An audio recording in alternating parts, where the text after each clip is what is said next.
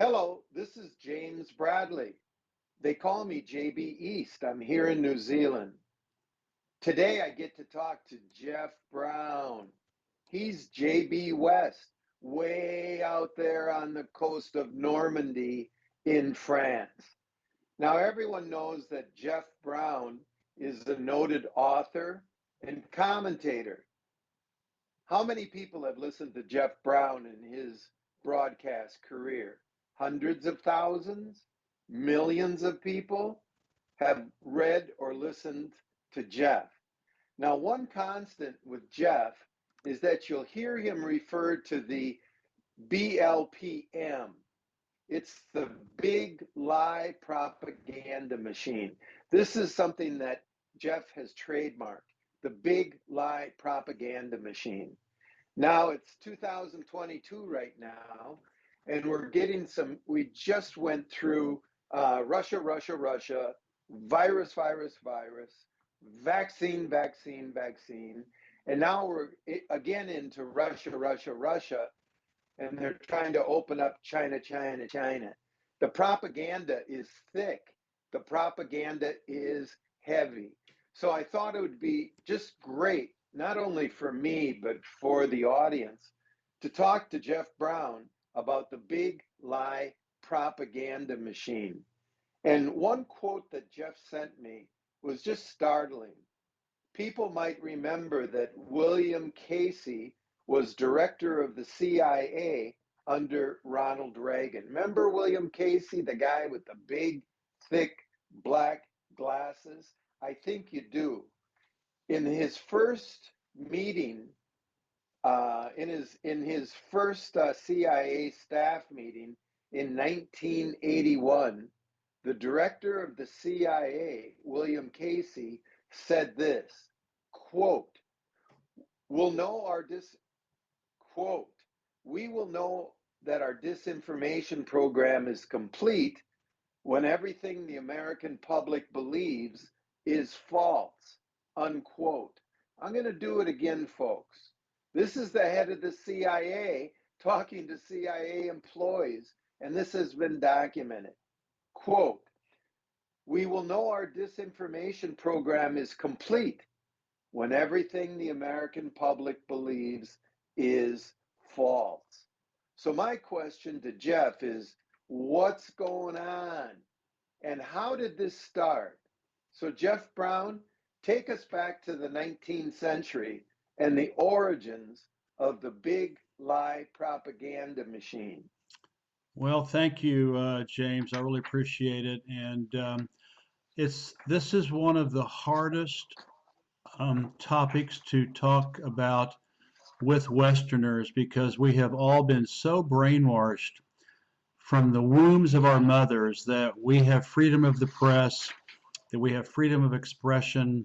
It's in all the Western constitutions, and it's almost like biblical. You cannot refute it or you cannot question it. But if you can get over that brainwashing and really see how we have been manipulated for the last 150 years, it really puts the headlines in perspective. And so what happened, the first modern media first became concentrated in the hands of the 1% after the US Civil War in the 1870s to 1890s. And I call them today the trillionaire dictators of the day. Of course, back then they were just billionaires, but in today's dollars, they're trillionaires. And this is the dynasties of Rockefeller, Carnegie, Vanderbilt, and Morgan, among others. And of course, James, you have written all about what would be today billionaires in your two China books about the narco cartel families flooding China with opium, morphine, and heroin. They all bought up the most important newspapers and magazines of the day. People don't know that. They just, oh, these people, they write what they want. No, they don't. After the invention of radio, they control this new mass media too. And in both cases, those that they could not buy up, they controlled most of the rest by blackmail, bribery, and extortion of the owners, editors, and journalists. So It's just this has Jeff, been yeah, yes, sir. who? Give us some names. Put some muscle on the bone here. Well, Who's doing this, well, and what, and where are we? rock back then the four big they were billionaires back then. This is the Rockefeller family, the Carnegies, the Vanderbilts, the Morgans, uh, and um, and then you know the you know the what would be today the billionaire narco families better than I do. The But Jeff, Delanos.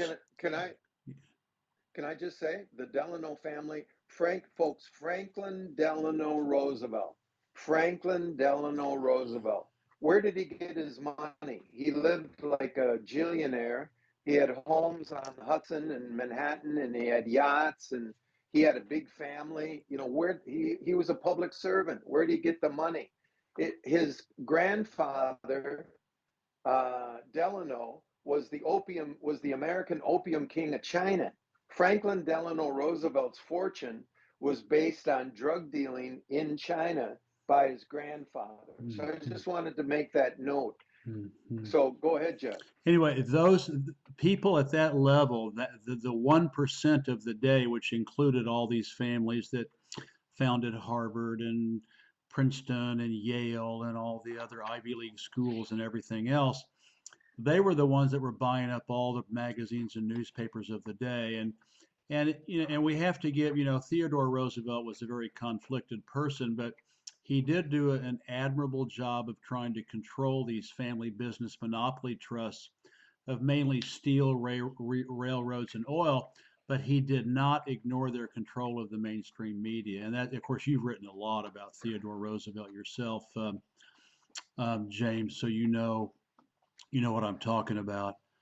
At the same time, in the United States, all these people were buying up the media of the day, the richest of the rich buying up the media of the day. The Germany under Kaiser Wilhelm the First and the Second, with their Chancellor Otto von Bismarck, they were they were outclassing Britain in every way. I mean, their ships, their manufacturing, their industry, their science, their technology, and infrastructure were all bigger, better, faster, and cheaper. Not to mention that Germany was developing a very high level of cultural refinement. And this is juxtaposed with 450 years at that time of Spain, Portugal, France, Holland, and Britain. They had all gotten very fat and lazy with global piracy and pillage and plunder of human and natural resources in their colonial empires. That's not the way Germany was doing it. Like China, Germany was succeeding by hard work and visionary planning. This scared the bejesus out of the elite, the 1% in England, in Britain, because in the 1890s, Britain was the undisputed world hegemon and knew it could not compete honestly and fairly with Germany. They preferred the easy plunder of genocide, the plunder and genocide of colonialism. So, someone you know a lot about, James, in 1891, Cecil Rhodes created a secret society that, and this is where we're getting into the big lie propaganda machine, that included the Franco-British Rothschild banking family and the English royal family, which ironically is of German origin. And with a bunch of with a cabal of like-minded aristocrats, they laid out this is no exaggeration, they laid out a plan to control the entire world, including suborning the up and coming United States. So this and you are the one that told me about this, James, in your two China books.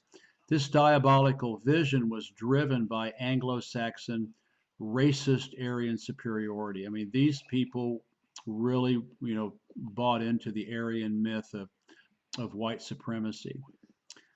Hey, So, Jeff. yeah, Okay, let me do a little on Cecil Rhodes. I lived in South Africa, and was around the statue, the monument in Cape Town to Cecil Rhodes. And so we're going back to the 1890s. A sickly kid named Cecil Rhodes comes from England and he goes to South Africa. And he's backed by, eventually, by the Rothschild family.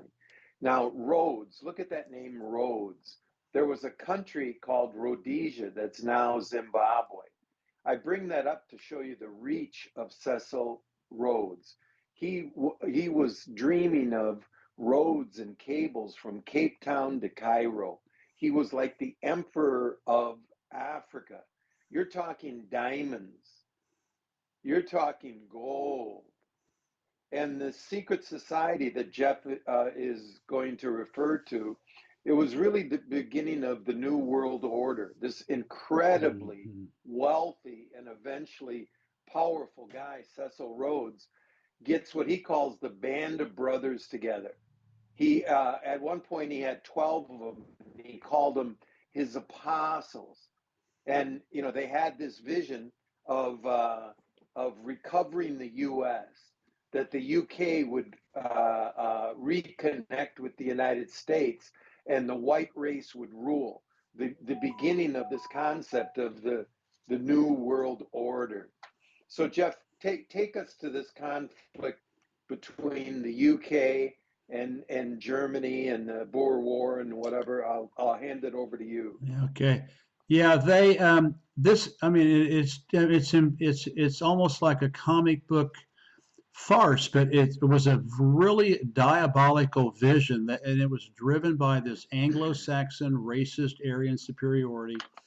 The biggest impediment to this goal of total global domination was ever more powerful and superior Germany. Therefore, Cecil Rhodes, the Queen of England, the Rothschilds, and as you talked about, the 12 apostles, they decided to destroy Germany with war. Now remember, this is 1891. We're talking 15 years before World War One. So how did they get started? They decided to create the Boer Wars, and that was their test tube. For those of you all who don't know, this was England's uh, takeover of South Africa to turn it into a British colony and basically uh, um, overrule the Dutch that had been there for hundreds of years. And it was here that the secret society realized it could only achieve its goal of winning the Boer Wars if it controlled the media. Now, think about what I just said. They realized that they could not achieve their goal of winning in the Boer War and becoming masters of the universe, essentially of the planet Earth, if it did not control the media. They knew they had to be able to brain the citizens with relentless propaganda. So just like the trust titans in the US, they bought up all the major newspapers in Britain and blackmailed, bribed, and extorted the several that remained, quote, independent free press, end of quote.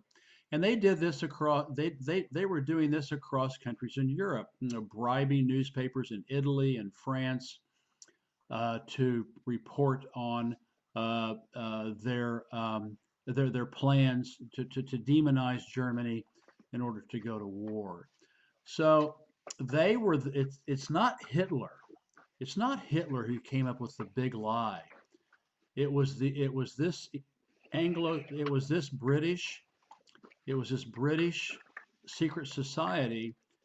They used big lies, outright fabrication, fake news. They crushed all opposition voices, and the secret society went into high gear in 1904 after 18 after the Boer Wars in 1904 after they learned all the mistakes that they made in the Boer Wars. In 1904 they began to actively manipulate media and reality to push Germany into a devastating war to destroy it. And unfortunately, they sucked in France, Belgium, Russia, and later the USA to pull it all off. And this happened in 1914 to 1918 and was called World War One.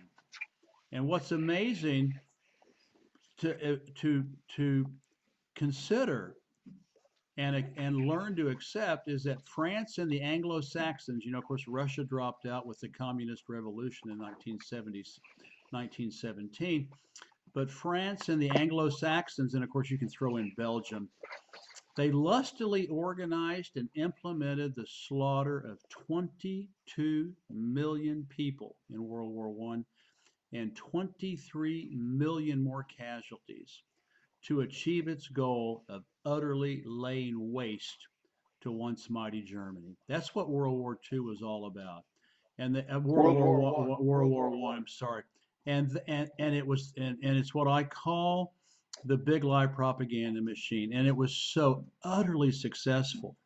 I mean, if you can lie and brainwash, you know, an entire world into, slaughtering 22 million people and having 23 million more casualties to achieve a geopolitical and economic goal, then they considered it a massive success story. And so Hey, Jeff. yeah, Jeff.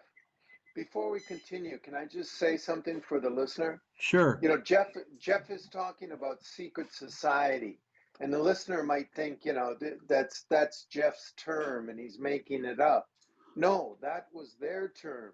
It was a secret society. Folks, we've got to go back and realize that in the time zone that Jeff is talking about, companies like Sears and J.C. Penney's started printing catalogs, and these catalogs would get into the mailboxes of farmers across the United States.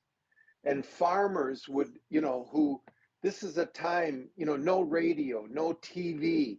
They would see like women in the ads, and they would write letters to these women. You know what I mean? The lack of sophistication of the ordinary person seeing an image. They would try to communicate with the models in the J.C. Penney uh, um, catalogs. So the people were not naive, but they hadn't seen much. And you have this highly educated, extremely wealthy elite who are going to control, who have a plan to control the masses. And they did it with a secret Mm-hmm. society. They Mm-hmm. create World War One. They get the sons of America to get on ships to go fight for a cause that is, it's in a bogus haze. So I just wanted to add, bring the listener back to that time, so they Mm-hmm. see the impact of these controllers. Absolutely, James. And this big lie propaganda machine was so successful in wartime, they were not about to quit. I mean, this secret society and all and this and the trillionaire, dictators, as I call them, in America, and the billionaires in America, it was so successful, and they were on a roll, and it marched on post-war. I mean, and they kept the Westerners brainwashed and basically what control what I call sheeple, sheep people. There's a very interesting, of course, James knows all about this character. There's a very interesting person in 20th century history, and his name is Edward Bernays. Um, he was originally from Germany. Interestingly, he was the nephew of Sigmund Freud, but he immigrated to the U.S. and he actually began his propaganda work in 1912 in the United States in the medical sector, which should ring a bell for all of us these days. Then during World War I, he was on the Committee of Public Information, which was basically a propaganda machine to um, get people in the United States to hate Germans and as James just said, be willing to get on a ship and go across the Atlantic Ocean and get blown to bits in the trenches of the Somme.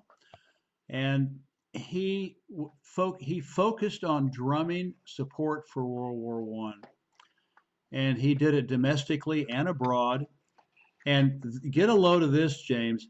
Bernays referred to this work of brainwashing Americans to go to war against Germany, which of course Woodrow Wilson promised would never happen. Um, he called it psychological warfare. So it was not the CIA that invented psychological warfare. It was Edward Bernays using the model of the secret society. And as a result of this, in 19 later, as he honed all of these skills to brainwash and control the masses, he wrote a seminal book in 1928, which was simply called Propaganda. And he laid it all out, how to brainwash the masses into babbling sheeple, and how it would be done by wealthy, secretive, invisible, powerful elites, and that would be the secret society and their cohorts in the United States.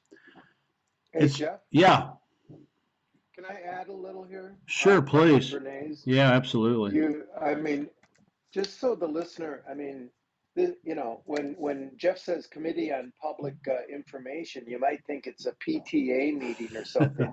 I just want to emphasize how, this was Woodrow Wilson, the President of the United States, and he gets Edward Bernays and these guys, Walter Lippmann, and they're basically, how can we use psychological warfare to program Americans into World War One?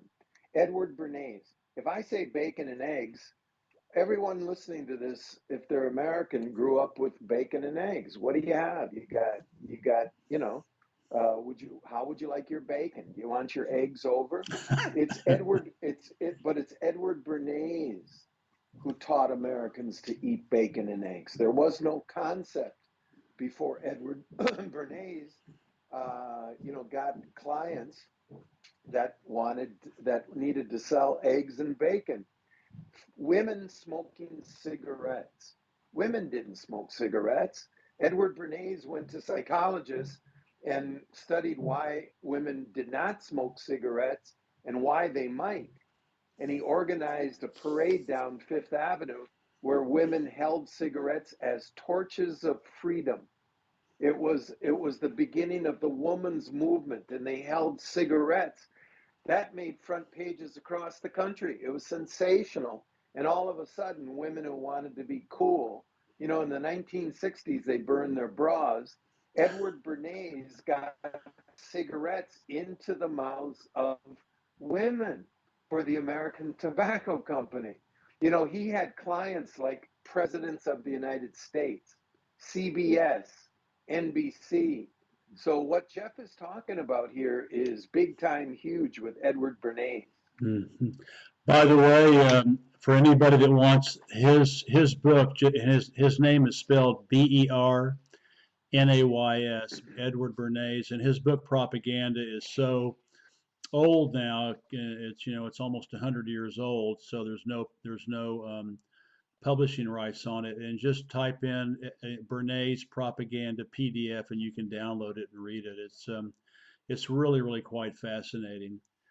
What's really interesting is that someone saw the light here. Someone knew how important it was that this big lie propaganda machine was being used to control and brainwash the people, and that was U.S. President Franklin Delano Roosevelt. And he actually did what his distant cousin Theodore couldn't do during the New Deal from 1932.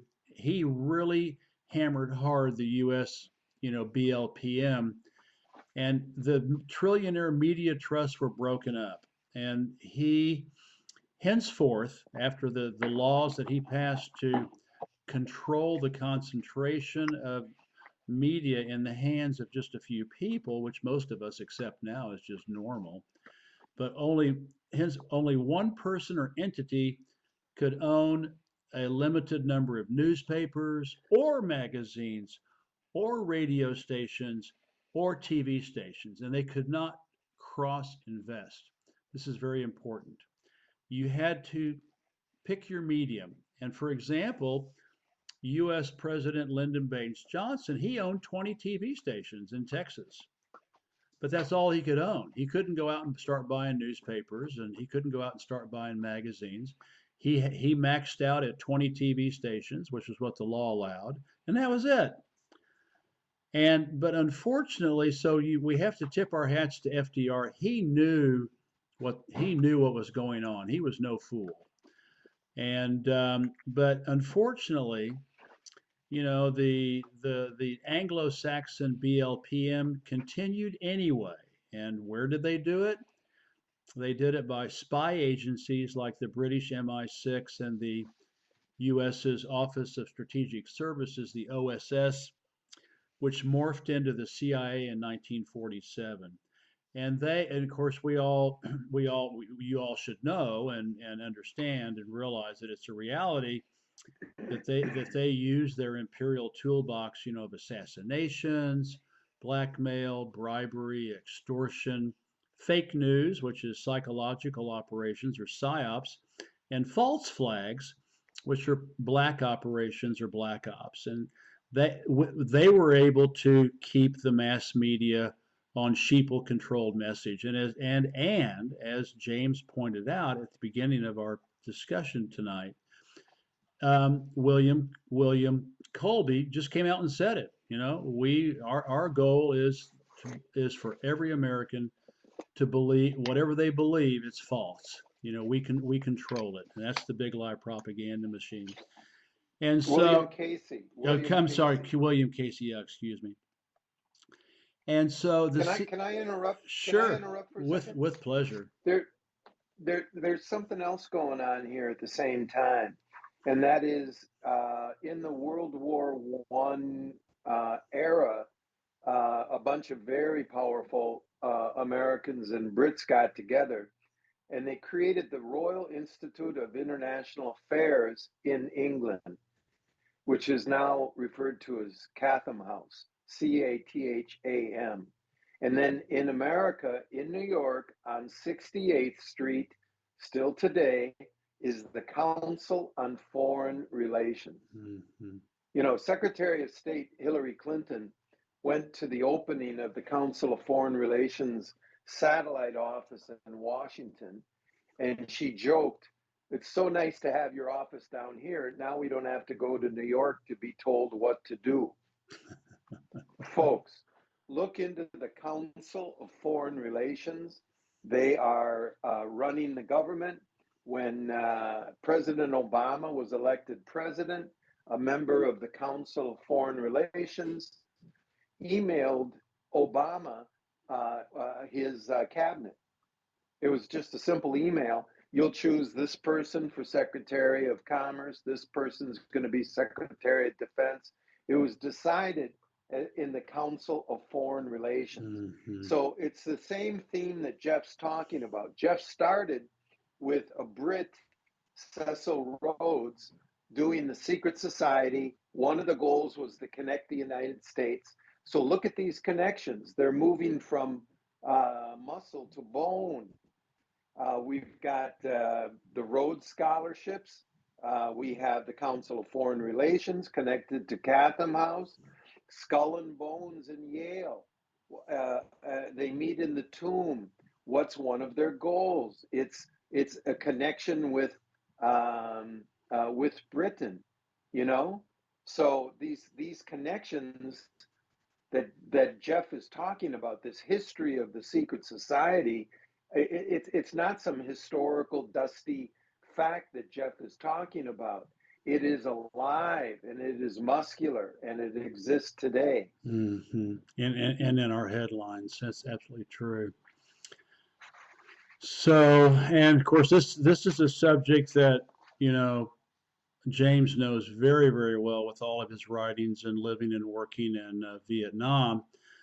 The CIA and the U.S. military, they honed Bernays' World War I psychological warfare to a new level during the Vietnam War with their Phoenix program. And Douglas Valentine wrote a wonderful book called "The CIA as Organized Crime," and he basically said that the CIA is the organized crime syndicate for global capitalism, and they used this idea of psychological warfare in the Phoenix program. And of course, it used all of the tools of that imperial toolbox I was talking about, assassinations and everything else, to transform reality. I mean, they literally were able to transform reality into a dystopian simulacrum. I mean, I couldn't even imagine living in Vietnam, at least the southern part at that time, which is where they did this. And what would be later called the blue pill matrix. I mean, in the now famous movies The Matrix. I mean, this whole concept of the Phoenix program was literally taken back to the United States and became national policy. And so James says, well, these rich, powerful people hand Obama the list of the people that he's going to nominate for his cabinet. That's not democracy. That's not democracy at all. That's a totalitarian regime. So and I have to pick on Bill Clinton. A lot of people love him, and although I'm not terribly fond of him, but it was not until U.S. President Bill Clinton pushed it in the 1990s, and that was to take FDR's restrictions on media ownership and abolish them. Didn't happen under Ronald Reagan. It didn't happen under George Herbert Walker Bush. Republicans know it happened under Bill Clinton, a Democratic president. And of course, he's also the one that removed all of FDR's regulations on controlling banking, savings and loans, retail banking, and investment banking were all of a sudden now all allowed to merge together thanks to Bill Clinton.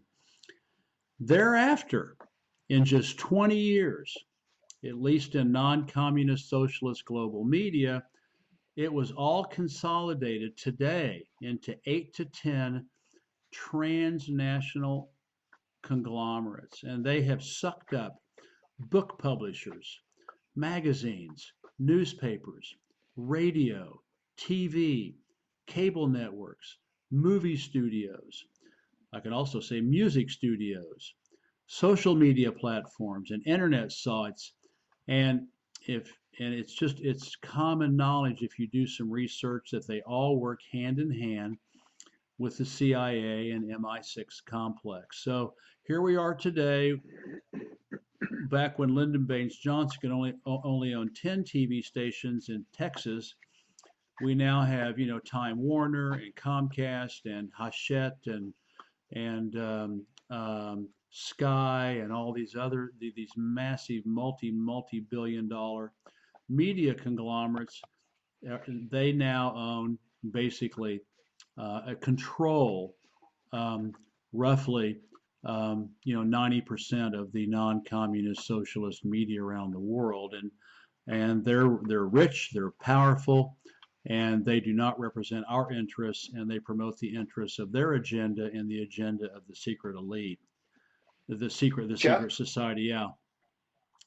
So, folks, look at how cool Jeff. I mean, Jeff starts in the 19th century with roads, and then in the 1990s, 100 years later, we have Bill Clinton allowing the consolidation of media companies, which means it's like a secret society. Just a few people on top are pulling the levers of news. Well, folks, where did Bill Clinton go to school? He went to school in Oxford. He was a road. Why did he go to school in Oxford? Because he was a Rhodes scholar. And in Oxford, he learned about the necessary connections between the United States and Britain. George Herbert Walker Bush and George Bush and Secretary of State, what's his name? The big jerk. Who's the windsurfing jerk in Massachusetts? Oh, Um, Blinken. no, no, no. Secretary of State. He's now the energy czar. It isn't worth it. Okay. Um, but these guys, learned at Skull and Bones the same thing. They're plugged into the Council of Foreign Relations, which is plugged into London. It's a full circle.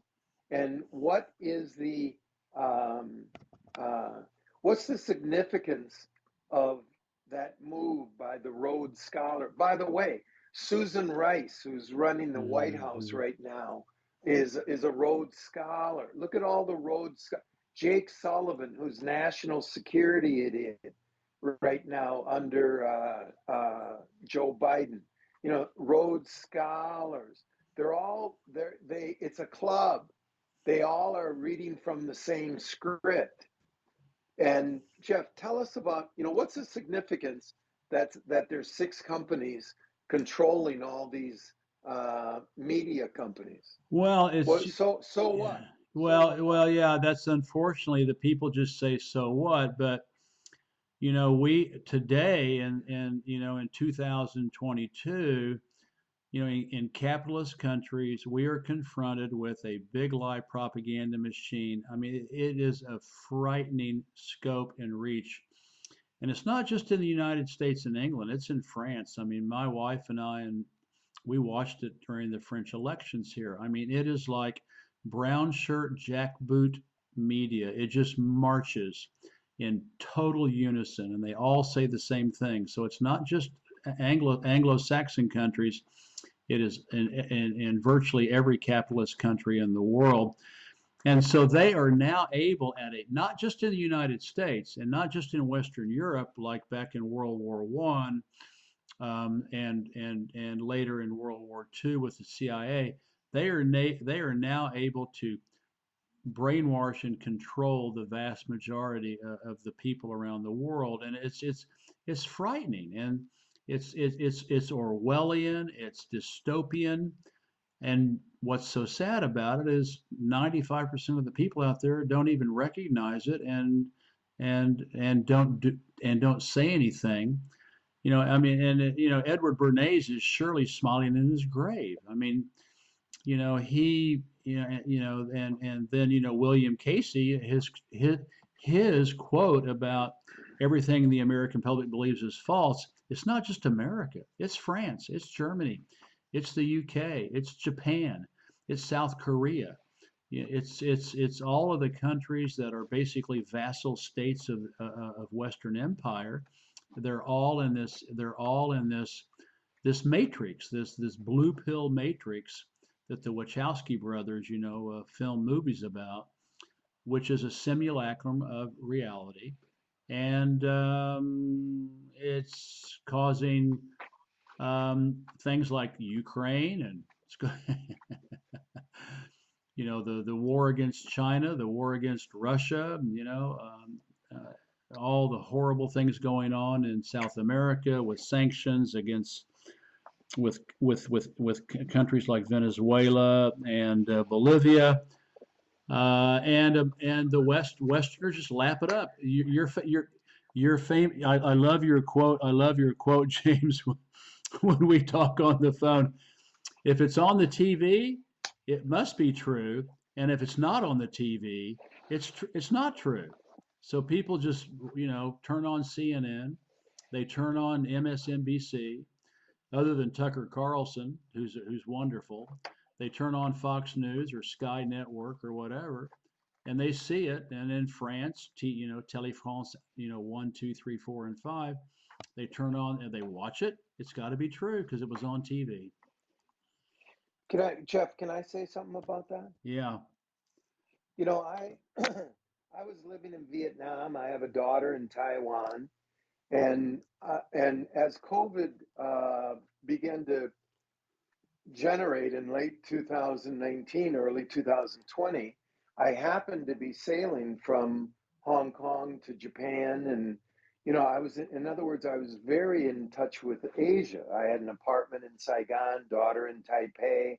I went to school in Japan years ago, and I was in a position, not because I'm bright, but because of where I was, to realize that a pandemic was coming. Taiwan was the first one to ring the bell. So I did research, saw that a pandemic was coming towards the United States, pandemic, whatever, that some chaos was coming. So I put together a what I thought was a pretty tight warning and sent it to my email group. And all I got was abuse. That couldn't be, where the CDC hasn't said anything yet. Well, I was a month earlier than the CDC and the FDA, right? I beat them by a month. But everything I told these guys was true. And all they did was abuse me, say I was crazy until it appeared on TV. As soon as it, as soon as what I was saying exactly appeared on MSNBC, then it was true. It took these numbskull friends of mine 1 month. So let's end on a positive note. I'd like to just suggest to the listeners how I avoid the big lie propaganda machine. What I did I kind of really woke up. Well, my last book was about how the big lie propaganda machine fooled the American public about China from Franklin Roosevelt's administration, 1933, through 19, let's say 50. And America was so surprised when a guy in a cave, Mao Zedong, took over China in 1949 that Joe McCarthy was able to sell Who Lost China. In other words, Franklin Roosevelt and Time magazine and Pearl Buck, the biggest author of the 20th century, had so propagandized America that Chiang Kai-shek was going to, Christianize China. There'd be potluck suppers in churches across China, you know. But Jeff's laughing, but it's true. Yeah, it's And true. the Americans had been so propagandized Yeah. that they were shocked by Mao's rise. Who lost China? Okay. Then I emerge from that book and I see Russia, against Trump, and I see the same propaganda machine. So I sat down and I actually made lists, and I'm suggesting to the listeners. And my number one requirement was, has this person or media outlet or channel on YouTube or newspaper or magazine ever lied people into war? Well, right there, you've got to eliminate the Washington Post, New York Times, Atlantic Magazine, Foreign Relations Magazine, Time Magazine, on and on and on and on. You have to eliminate Joe Scarborough. You have to eliminate Sean Hannity. It isn't left or right. So anyone who has propagandized into war, I dumped them and made a list. No more listening to them. Cut the subscriptions. You cannot read it. I mean, I cannot read it by my new rules. And then another interesting thing I found is who's been right in the past. So I look back to, the Iraq War. Who was saying that this was a potential war crime? Who was saying that there was no WMD? Who was saying that this was a big lie? Find those people and stick with them. Now, the second that they lie, dump them. But who told the truth in the past? The 2008 financial crash. Who was telling the truth about that in advance? Who predicted it? That's how I got my financial advisors. My financial advisor, Peter Schiff, was correct about the 2000 .com bust. He predicted the 2008 2009 housing bust. and so I stuck with him. He was right, and he has been right. If he gets things wrong, I'm going to dump him. So there are sources out there, Yeah. and I suggest, you know, when I was young and I was going to say young and stupid, but I still am. Now I'm old and stupid. But when I was young and stupid, I graduated from the Wisconsin History Department, which at that time was number 2 or 3 in the United States. And a history professor said, James, can you stop by my office to say goodbye? So I had a private meeting with him, and he said, James, he said, what do you read? He said, you have to do an accounting, an inventory of what you read every 6 months of your life. He says, because what you'll do is you'll subscribe to 3 magazines and 2 newspapers, and they'll just keep coming into your house. He said, you have to do an inventory. Have they told me the truth? Have they been correct over the last 6 months? Are there other sources I should be looking at? He said, you do an inventory of what you are looking at. Don't be lazy and just let the stuff come into your house. You'll go brain dead. Be aware of what you're reading. And then he said, and then by the way, what you're reading, you have to be reading books. I mean, I'm 68 and I have friends with master's degrees, PhDs, lawyers, and their diet of reading has been the Wall Street Journal and the New York Times and Washington Post. You have to add books. The books have, my measurement of a book, if you drop it on your foot, does it hurt? You can read a book a week. I was reading 4 or 5 books a week. When I was writing, I broke my neck and can't read right now. But I'm listening to books for hours and hours. Read books, determine that your sources have been correct in the past, determine that your sources have not been part of the big lie propaganda machine that gets us into war, and good luck.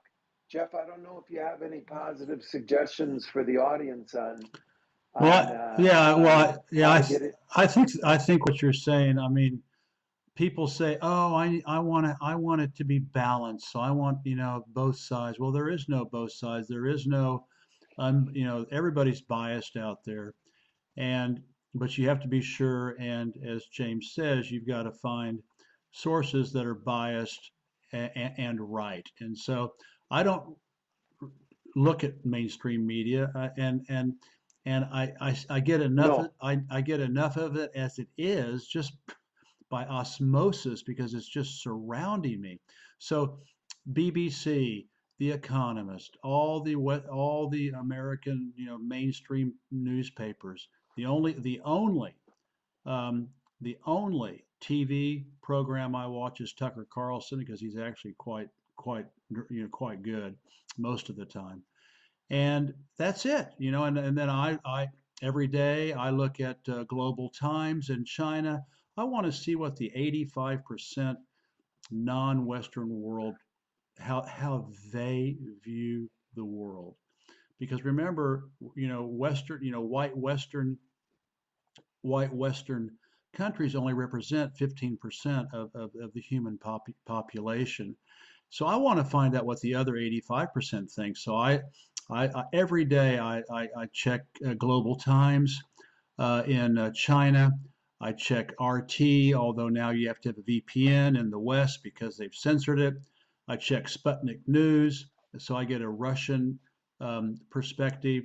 I check the Press TV, so I get in Iran, so I find out how Muslims, they basically represent 1 billion Muslims around the world.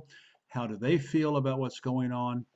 And then for the Western Hemisphere, I always check every day Telesur, Telesur, in English, which is a media outfit out of Venezuela, so I can find out what the anti-Western imperial countries in Latin America think. And that way I get a nice rounded perspective on what's going on in the world, and I check them every day.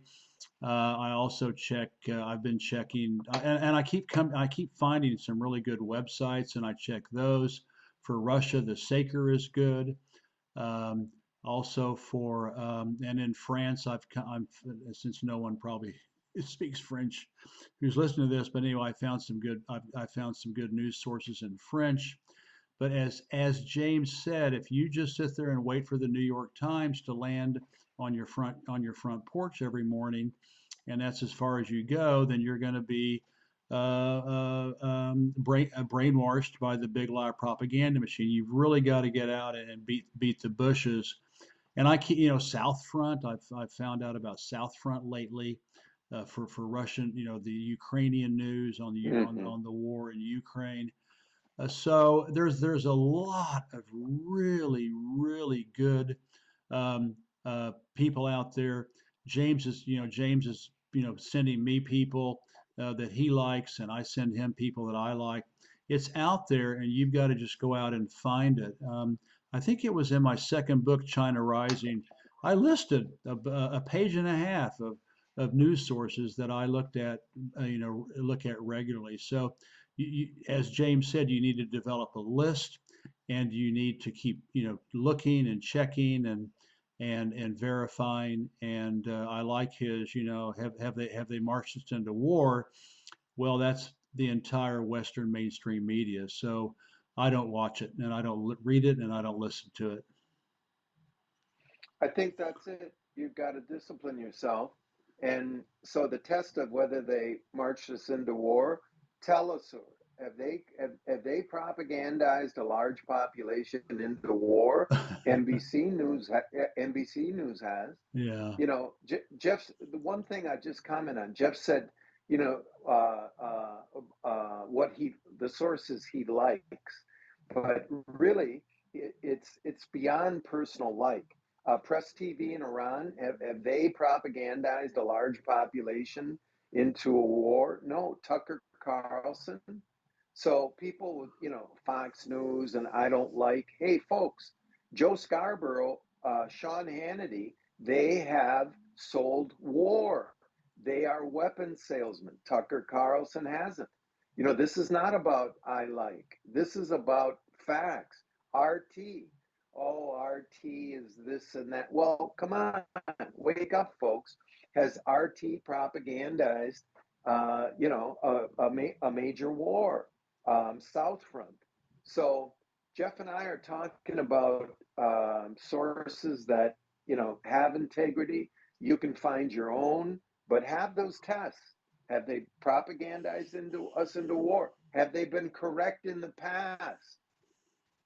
Look at the Secretary of Defense and the President of the United States and the National Security, Jake Sullivan. They're all saying Ukraine's going to win. Well, let's go back to Afghanistan. They said Afghanistan is going to hold. We are going to be there, right? And the Taliban took over. They were wrong. They are liars. Don't listen to them. Who said that the Taliban was going to take over? Who said that America was failing in Afghanistan? Find those sources. Glom onto those sources. Test them. Yeah. Were they Yeah. right years before? Oh my God, this source, I don't like the way he talks. I don't like his channel. Let's say it's not about like. Was this person or this channel correct 3 times in a row in the past history? Then stick with them. You like the Washington Post logo, you like the sports pages. No, no, no. Get that garbage out of your life, or else you could just continued garbage brain. So Jeff, I, I think we've done the history of the big lie Yeah. propaganda machine, Absolutely. and I Thank you. and I and I think we've done a map of how to get out, how to pull the tentacles, the octopus tentacles of the roads, the propaganda machine, all the way from Cecil Rhodes to Bill Clinton to Jake Sullivan, Susan Rice today. So Yeah. I don't know if you have anything else to add, Jeff. No, thank you very much, we should maybe check back in a month or two and kind of review, especially as Russia will inevitably become victorious in Ukraine. It's going to shock a lot of Westerners. It might be a good time, maybe in a month or two, to come back and kind of review what we covered today and look at it from a different angle.